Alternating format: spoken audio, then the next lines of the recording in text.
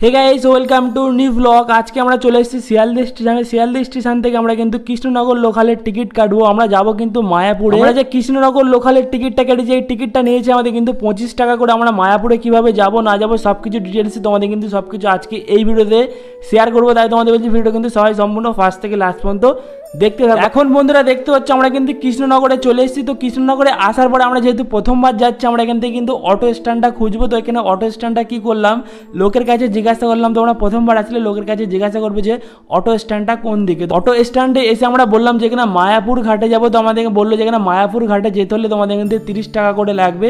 তো আমরা এখান থেকে অটোতে বসে বললাম আমরা মায়াপুর ঘাটে কিন্তু চলে এসেছি।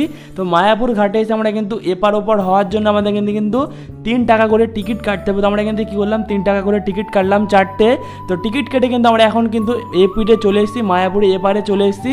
তো এপারে এসে আমরা এখন যাব কিন্তু খুবই গরম লাগছে আর খুবই কষ্ট হয়ে গেছে। তার জন্য কিন্তু আমরা যাবো কিন্তু গঙ্গার ঘাটে। তো গঙ্গার ঘাটের দিকে কিন্তু এখন যাচ্ছি আমরা, গিয়ে কিন্তু চান করবো। তো গঙ্গার ঘাটে এসে দেখলাম এখানে অনেকগুলো ঠাকুর আছে, বট গাছের গোড়া দিয়ে সুন্দরভাবে ঠাকুরগুলোকে সাজানো আছে। এখানে শিব ঠাকুর আছে, হনুমানজি আছে, আর এখানে অনেক ঠাকুর আছে। তো ঠাকুরগুলো তোমরা এখান থেকে সবাই দেখো খুবই সুন্দর সুন্দর ঠাকুর। আর এই সাইডে কিন্তু ঠাকুর দেখার পরে আমরা এসে কিন্তু এখানে একটা করে আইসক্রিম খেয়েছিলাম। আইসক্রিম খাওয়ার পরে কিছুক্ষণ ওয়েট করলাম। গঙ্গাতে কিন্তু আমরা এখান থেকে চান করলাম। তো চান টান করে আমাদের কিন্তু ফেরাবার এখন যাবো কিন্তু খেতে, খুবই জোরে খিদে লেগেছে। এখন যাচ্ছি কিন্তু হোটেলে। তো খুবই বড়, আমরা এখান থেকে হোটেলে যাচ্ছি না, একদম নর্মাল হোটেলে যাবো। তো এখান থেকে দেখছি যে নর্মাল হোটেলে চলে এসেছি। এখান থেকে কিন্তু আমরা পেট ভর্তি করে ভাত খেয়েছিলাম। আমাদের এখান থেকে 50 টাকা করে নিয়েছিল। তোমরা অবশ্যই এখান থেকে এই হোটেল থেকে ভাত খেতে পারো। একদম গঙ্গা থেকে চান টান করে আসার পথেও হোটেল পড়বে আর যাওয়ার পথেও কিন্তু চান করে হোটেলটা পড়বে। তোমরা চাইলে এই হোটেল থেকে ভাত খেতে পারো 50 টাকা করে, একদম পেট ভর্তি ভাত পেয়ে যাবে। টোটো করে আমরা এখান থেকে যাবো কিন্তু এখন আমাদের যে মায়াপুর নয়, যে ইস্কামন যে মন্দিরটা আছে, ইস্কামন মন্দিরের সামনে গিয়ে আমাদের লাভালে ওখানে কিন্তু 10 টাকা করে নেবে। তো আমরা ওখানে কিন্তু টোটোতে বসে গিয়েছি। টোটোতে বসার পরে কিন্তু আমাদের যে ইস্কামন মন্দিরটা আছে দেখতে পাচ্ছ, দূর থেকে দেখতে পাচ্ছি একদম খুবই সুন্দর সুন্দর মন্দির।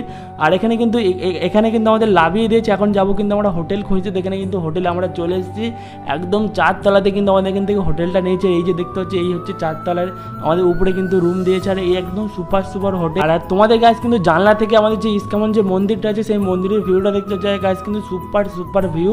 আর এছাড়া বন্ধুরা তোমাদেরকে সকালের ভিউটা দেখাচ্ছি। দেখো সকালের যে ভিউটা ছিল ইস্কামন মন্দিরে ছাদ থেকে গাছ, কিন্তু তোমাদের কিন্তু ভিডিওটা দেখাচ্ছি। দেখো সেই লেভেলের গাছ কিন্তু ভিউ ছিল।